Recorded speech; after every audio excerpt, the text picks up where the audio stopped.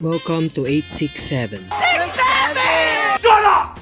You fucking retard! The show starts with a war against the machines, and this soldier dude piloting this spider mecha narrates the scene by saying the iconic Fallout line. War never changes. Then we transition to the next scene and see the silver-haired girl in her A Day in a Life vlog, and her name is Melise. We see this shot of the city where everyone has silver hair. The hell? I'm assuming that these people are inbreeding, and if they are, how the fuck are they not ruining their genetics? Everyone should have a genetic disorder at this point, like that family who keeps pumping one another in the Appalachia Trail, and one of their sons barks while eating a sandwich.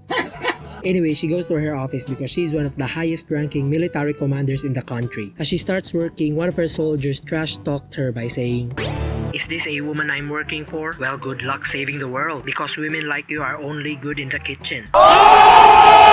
Then we cut to her flashback talking to this general here who's also her uncle, and she's getting promoted to handle this notorious military group called 867. One of the soldiers with the codename Undertaker has a record of making their handlers quit, retire, or commit Sudoku. Isn't that against military rules? Like if a low-rank soldier disobeyed a high-rank officer, there should be punishment on them, right? Like how did these retards even got promoted when they have these weak mindsets? I mean, one of the requirements of being a soldier is to have a tough mindset, right? This fucking military sucks. Okay, moving on. She accepted the offer because that's what her late dad would have wanted. We cut back to reality where she is handling this another military group. They failed the mission and ordered them to retreat. We cut to another scene and see Undertaker, the wrestler, and his group. And one of his soldiers died during the mission as they were fighting these robot aliens, monsters, bioweapons, or I don't know man, maybe man-made machines. Then they went home and Melise called them to introduce herself as their new handler. Undertaker welcomed her and the episode ends. We cut to the next episode and see this old man mechanic getting mad at Undertaker for using their war machines without proper care. These fucking dumbass characters. You're in a war for fuck's sake. Of course those machines would get damaged after they return from the battlefield. Like what do you expect? Okay, nobody cares. But he's glad that they made it out alive because he's a great commander to this squad. They roll out to their next mission to ambush their enemy spider robots called the Legion. And no, not Kaiser's Legion from Fallout New Vegas. Then we see Melise getting shocked because Undertaker knew about her plan. Like duh, of course soldiers would think 5 steps ahead of their enemy. The ambush mission starts and we see these epic CGI spider robot fight scenes where Undertaker gets the highlight of being a badass motherfucker. As daylight comes, the battle ends. Jump to another scene where Melise interrupted this lecture class by saying, "Attention boys and girls, the school has been lying to you. Those spider mechas they're teaching you is actually getting piloted by a real human inside, because ever since the globalists took over the world, they segregated the silver-haired people, which is us, and the people with different hair colors are in the front lines. So now is the time for the modern Rosa Parks to rise up and end this racism." How can you be sure that they're humans when they live in a third world country? Have you ever been in the front lines? Yes, actually I have, but I never fought in a battle. But this time I'm leading the charge to change this disgusting KKK mindset. I have a dream that one day every valley shall be exalted. After the lecture, she meets up with her hot scientist best friend. She tells her how her pussy starts getting wet talking to Undertaker the wrestler, and her vital sign shows that she's really getting wet. We jump to the next episode and see them having a merry time. As night comes, Melise does her nightly routine of talking to them as a therapeutic session. Then black-haired military girl asks them on why she's so kind to them, even though they think that they're the rejects of society. And she replied, "It's because I was once saved by an 8-6 soldier in the battlefield, and that hero taught me that rejecting a minority group like you guys is against his beliefs. That's why I'm trying to change this racist society."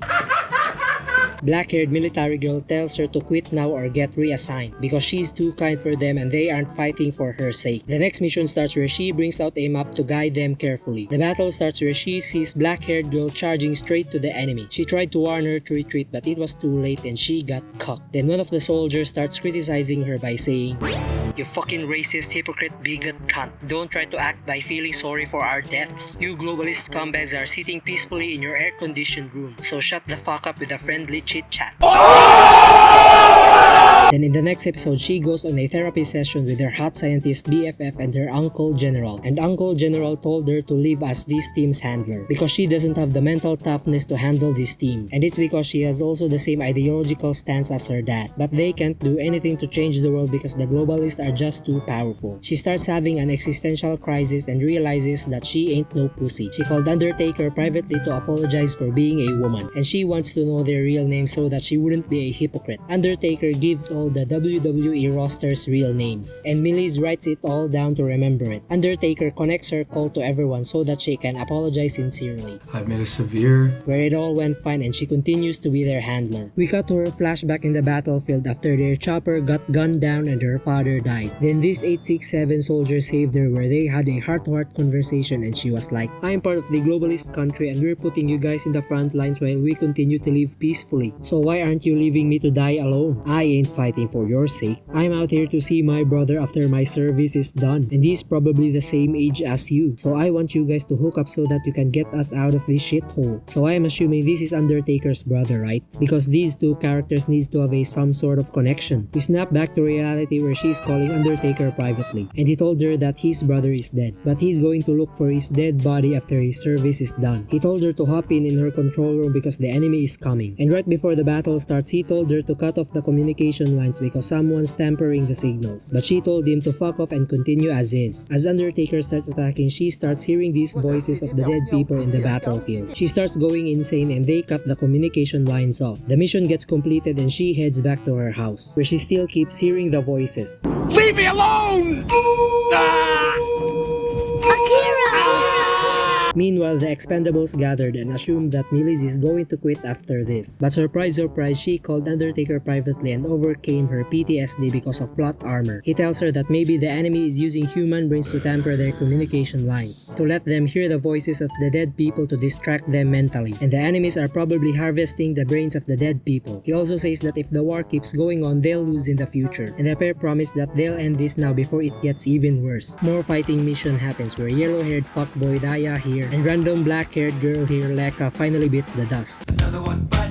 Where Daya says goodbye to hot blue-haired daddy here one last time, and Leka shoots herself in the head Christine Chubbuck style. Undertaker was about to finish Daya off so that he wouldn't turn into a legion, and he hears his brother's voice again blaming him for his and their parents' deaths. It's your fault!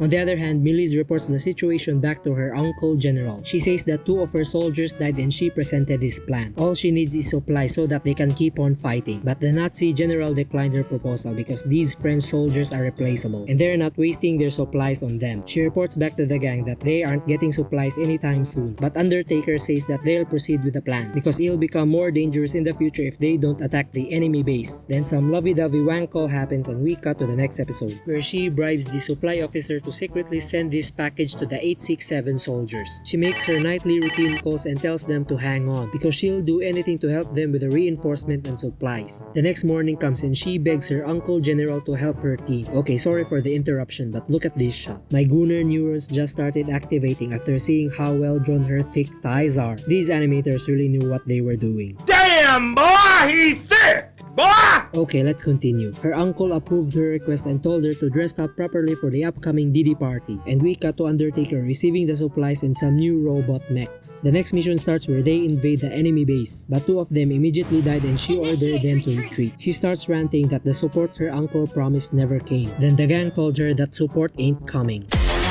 because they were assigned to this team just to die in the front lines, and the support team will only arrive after they all get killed to serve as their replacements in the team. And she was like, oh hell no, that's bullshit. If the globalists are just trying to kill you, why don't you run away or get revenge at them or something? I would love to. Seeing the world burn and the globalists getting killed would be a dream. However, we're fighting because we're trying to protect the people who raised us. So even if it means protecting the globalists, I wouldn't mind dying. Damn, that's fucked up. That scene made me cry a little bit. Just a little bit.